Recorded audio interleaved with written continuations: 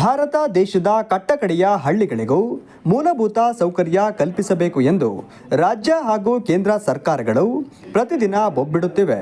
ಆದರೆ ಚಿಕ್ಕಮಗಳೂರು ನಗರದ Prakash residential enclave AIT college ಹಿಂಭಾಗ ಜ್ಯೋತಿನಗರ ವಾರ್ಡ್ ನಂಬರ್ 24 ಮೂಲ ಸೌಕರ್ಯಗಳಿದ್ದರೂ ಸರಿಯಾದ ನಿರ್ವಹಣೆ ಇಲ್ಲದೆ ಹಿನ್ನಡೆಯಾಗುತ್ತಿರುವುದು ದುರಾದೃಷ್ಟಕರ.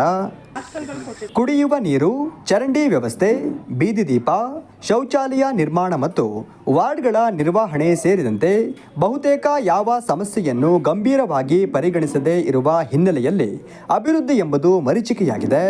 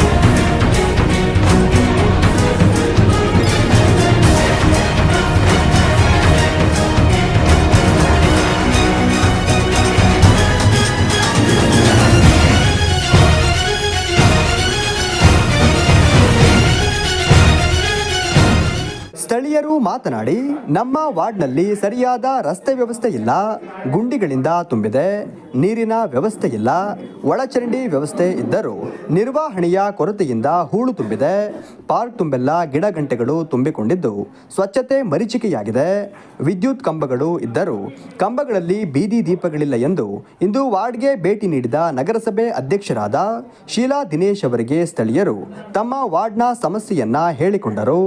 ಬೇಸಿಕ್ ನೀಡ್ಸ್ ಇಲ್ಲ, ಮನುಷ್ಯರು ವಾಸ ಮಾಡೋಕ್ಕೆ ಬೇಸಿಕ್ ನೀಡ್ಸ್ ಅಂತ ನೀವೇನು ಕರಿತೀರಿ, ರಸ್ತೆ, ನೀರು, ಲೈಟು, ಇದು ಮೂರು ಸ್ಟಾರ್ಟಿಂಗಲ್ಲೇ ಇಲ್ಲ. ಇಲ್ಲಿ ಎಲ್ಲರೂ ಮನೆ ಕಟ್ಟಿರೋದು 2 ಫ್ಲೋರು 3 ಫ್ಲೋರ್ ಕಟ್ಟಿದ್ದಾರೆ. ಕೋಟಿಗಟ್ಟಲೆ ಮನೆ ಕಟ್ಕೊಂಡಿದ್ದೀವಿ, ಲಕ್ಷಗಟ್ಟಲೆ ಟ್ಯಾಕ್ಸು, ಸಾವಿರಾರು ಗಟ್ಟಲೆ ಟ್ಯಾಕ್ಸ್ ಕಟ್ತೀವಿ. ನೀವು ಟ್ಯಾಕ್ಸ್ ಕಟ್ಟಿದ್ದಕ್ಕೆ ನಮ್ಗೆ ಅನುಕೂಲ ಮಾಡಿಕೊಡಿ ಅಂತ ಮುನ್ಸಿಪಾಲಿಟಿ ಅಧ್ಯಕ್ಷರು ರಿಕ್ವೆಸ್ಟ್ ಮಾಡ್ತೀವಿ. ನಮ್ಗೆ ಯಾರ್ದೋ ಮೂಲಕ ಮಾಹಿತಿ ಬಂತು, ಈಗ ಬಂದಿರೋ ಅಧ್ಯಕ್ಷರು ಭಾರಿ ಉತ್ಸುಕತೆಯಲ್ಲಿದ್ದಾರೆ, ಸಿಟಿ ಕ್ಲೀನ್ ಬಗ್ಗೆ ಎಲ್ಲ ಭಾರಿ ಆಸಕ್ತಿ ಇದೆ ಅಂತ ಹೇಳಿದ್ದಕ್ಕೆ ನಾವು ಅವ್ರಿಗೆ ಮನವಿ ಕೊಟ್ಟು ಇಲ್ಲಿ ಬರೋಕ್ಕೆ ಪ್ರಯತ್ನ ಚೈತ್ರ ಮೇಡಮ್ ಥ್ರೂ ಮಾಡಿದ್ದೀವಿ. ಆಗಿರೋದ್ರಿಂದ ಇಲ್ಲಿ 2 ಹಾಸ್ಟೆಲ್ಗಳು ಕೊಟ್ಟಿದ್ದಾರೆ CA ಜಾಗದಲ್ಲಿ. ಈ ಹಾಸ್ಟೆಲ್ 350ರಿಂದ 400 ಮಕ್ಕಳುಗಳಿದ್ದಾರೆ. ಅವ್ರು ಪ್ರತಿದಿನನೂ ಅವ್ರಿಗೆ ಓಡೋದಕ್ಕೂ ಹಿಂಸೆ ಆಗಿದೆ. ಮತ್ತೆ ಜೊತೆಗೆ ಆ ಬೆಟ್ಟದ ಮೇಲೆ ಒಂದು ಹಾಸ್ಟೆಲ್ ಕೊಟ್ಟಿದ್ದಾರೆ. ನನಗೆ ನೋಡೋದಕ್ಕೆ ಕಣ್ಣೀರು ಬರುತ್ತೆ. ಆ ಮಕ್ಳಿಗೆ ಹೋಗೋದಕ್ಕೆ ಒಂದು ರಸ್ತೆ ಸಮೇತ ಇಲ್ಲ. ಜೊತೆಗೆ ಈ ರಸ್ತೆ ಏನಾಗಿದೆ ಅಂದ್ರೆ ನಾವು ಓಡಾಡಿ ಪ್ರತಿನಿತ್ಯ ನಾವು ಮನೆ ಕಟ್ಟಿ ಹಾಳಾಗಿರೋ ರಸ್ತೆ ಅಲ್ಲ. ಇಲ್ಲಿ ಮೇಲ್ಗಡೆ ಬೆಟ್ಟದಿಂದ ಮಣ್ಣು ಹೊಡೆದು ಟಿಪ್ಪರ್ಗಳು ಓಡಾಡಿ ಹಾಳಾಗಿರೋ ರಸ್ತೆ.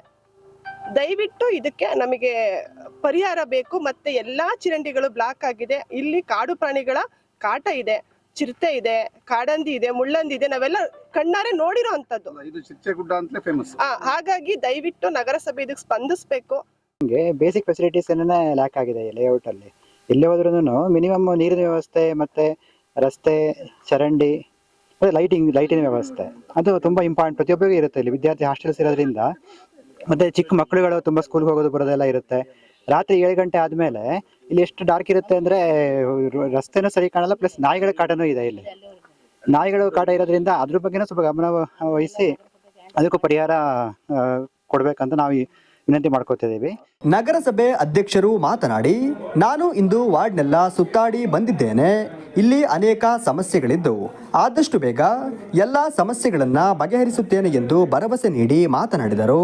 ಇವತ್ತೇನು ಪ್ರಕಾಶ್ ಲೇಔಟಿನ ಏನು ಸಮಸ್ಯೆಗಳಿತ್ತು ಅದನ್ನ ನಮ್ಮ ಎಲ್ಲ ಸದಸ್ಯರುಗಳು ಬಂದು ನನ್ನ ಮುಂದೆ ಹೇಳಿದ್ದಾರೆ. ಅದು ಸಮಸ್ಯೆನ ಆಲಿಸಿದಾಗ ಒಂದು ಸ್ವಲ್ಪ ಇಲ್ಲಿ ಸಮಸ್ಯೆ ಇದೆ ಅಂತ ನನಗೆ ಅನ್ನಿಸ್ತು. ಯಾಕೆಂತ ಹೇಳಿದ್ರೆ ಪಾರ್ಕ್ ನೋಡಿದೆ, ಪಾರ್ಕಲ್ಲಿ ತುಂಬ ಎಲ್ಲ ಗಿಡಗಳು ಎಲ್ಲ ಬೆಳೆದು ತುಂಬ ಕೆಟ್ಟದಾಗಿ ಇದೆ ಪಾರ್ಕು. ಅದನ್ನು ನಾನು 26 ನಂತರ ನಾನು ಮಾಡಿಕೊಡ್ತೀನಿ ಅಂತ ಹೇಳಿದ್ದೀನಿ. ಅದನ್ನ ಗ್ಯಾರಂಟಿ ನಾನು ಮಾಡಿಕೊಡ್ತೀನಿ. ಇಲ್ಲಿ ಸ್ಥಳೀಯರ ಸಮಸ್ಯೆಗಳು, ಇಲ್ಲಿ ನಿವಾಸಿಗಳ ಸಮಸ್ಯೆಗಳು, ಕುಡಿಯೋ ನೀರಿನ ಸಮಸ್ಯೆ ಮತ್ತು ವಿದ್ಯುತ್ ಸಮಸ್ಯೆ, ಸ್ಟ್ರೀಟ್ ಲೈಟ್ ಸಮಸ್ಯೆಗಳಿದೆ. ಮತ್ತು ಒಂದಷ್ಟು ನಿವೇಶನಗಳಲ್ಲಿ, ಖಾಲಿ ನಿವೇಶನಗಳಲ್ಲಿ ಗಿಡ ಗಂಟೆಗಳು ಬೆಳೆದಿದೆ. ಹಾವು, ಚಿರತೆ, ಇನ್ನೊಂದು ಮುಳ್ಳಂದಿ ಅಂತಕ್ಕಂಥ ಪ್ರಾಣಿಗಳಲ್ಲಿ ಬರ್ತದೆ ಅಂತಕ್ಕಂಥದ್ದು ದೂರು ಅವ್ರದ್ದು. ಕುಡಿಯೋ ನೀರಿನ ಸಮಸ್ಯೆ ಇರ್ತಕ್ಕಂಥದ್ದನ್ನು ಕೂಡ ಹೇಳಿದ್ದಾರೆ.